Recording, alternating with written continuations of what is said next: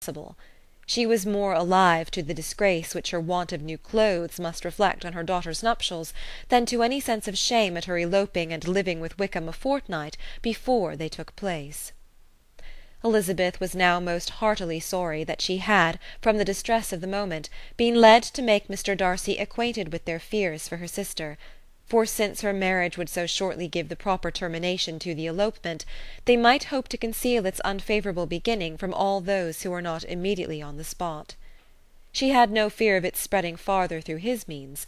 There were few people on whose secrecy she would have more confidently depended, but at the same time there was no one whose knowledge of a sister's frailty would have mortified her so much, not, however, from any fear of disadvantage from it individually to herself, for at any rate there seemed a gulf impassable between them.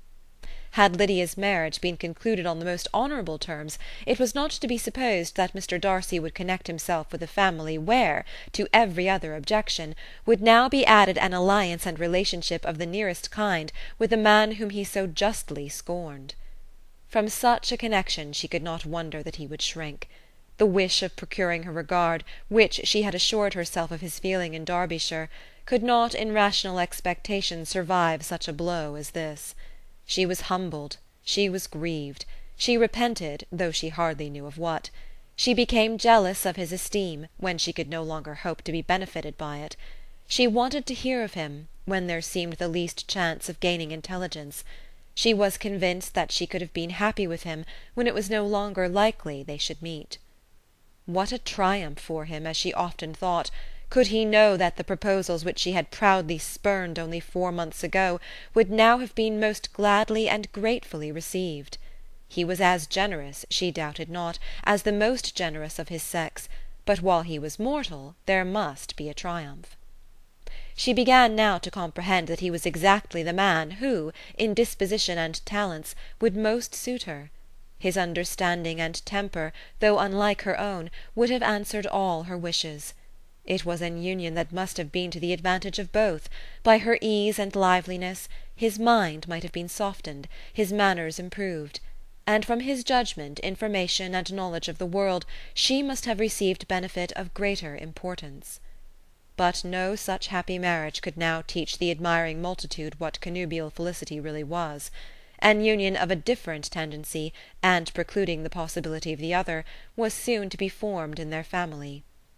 How Wickham and Lydia were to be supported in tolerable independence she could not imagine, but how little of permanent happiness could belong to a couple who were only brought together because their passions were stronger than their virtue she could easily conjecture. Mr Gardiner soon wrote again to his brother. To Mr Bennet's acknowledgments he briefly replied, with assurance of his eagerness to promote the welfare of any of his family, and concluded with entreaties that the subject might never be mentioned to him again. The principal purport of his letter was to inform them that Mr Wickham had resolved on quitting the militia. "It was greatly my wish that he should do so," he added, "as soon as his marriage was fixed on, and I think you will agree with me in considering the removal from that corps as highly advisable, both on his account and my niece's. It is Mr Wickham's intention to go into the regulars, and among his former friends there are still some who are able and willing to assist him in the army. He has the promise of an ensigncy in General Blank's regiment, now quartered in the north. It is an advantage to have it so far from this part of the kingdom. He promises fairly, and I hope among different people, where they may each have a character to preserve, they will both be more prudent. I have written to Colonel Forster to inform him of our present arrangements, and to request that he will satisfy the various creditors of Mr Wickham in and near Brighton with assurances of speedy payment, for which I have pledged myself. And will you give yourself the trouble of carrying similar assurances to his creditors in Meryton, of whom I shall subjoin a list according to his information. He has given in all his debts. I hope at least he has not deceived us. Haggiston has our directions, and all will be completed in a week. They will then join his regiment, unless they are first invited to Longbourn, and I understand from Mrs Gardiner that my niece is very desirous of seeing you all before she leaves the south. She is well, and begs to be dutifully remembered to you and your mother. Yours, etc., E. Gardiner.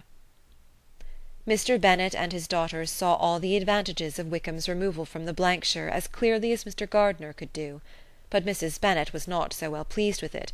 Lydia's being settled in the north, just when she had expected most pleasure and pride in her company, for she had by no means given up her plan of their residing in Hertfordshire, was a severe disappointment, and besides it was such a pity that Lydia should be taken from a regiment where she was acquainted with everybody, and had so many favourites.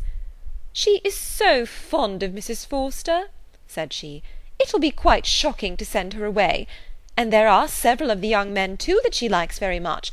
The officers may not be so pleasant in General Blank's regiment." His daughter's request, for such it might be considered, of being admitted into her family again before she set off for the north, received at first an absolute negative.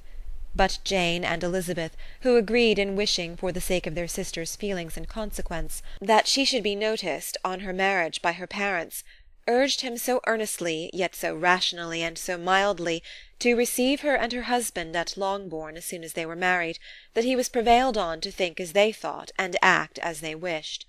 And their mother had the satisfaction of knowing that she would be able to show her married daughter in the neighbourhood before she was banished to the north. When Mr Bennet wrote again to his brother, therefore, he sent his permission for them to come, and it was settled that as soon as the ceremony was over they should proceed to Longbourn. Elizabeth was surprised, however, that Wickham should consent to such a scheme, and had she consulted only her own inclination, any meeting with him would have been the last object of her wishes. Chapter 50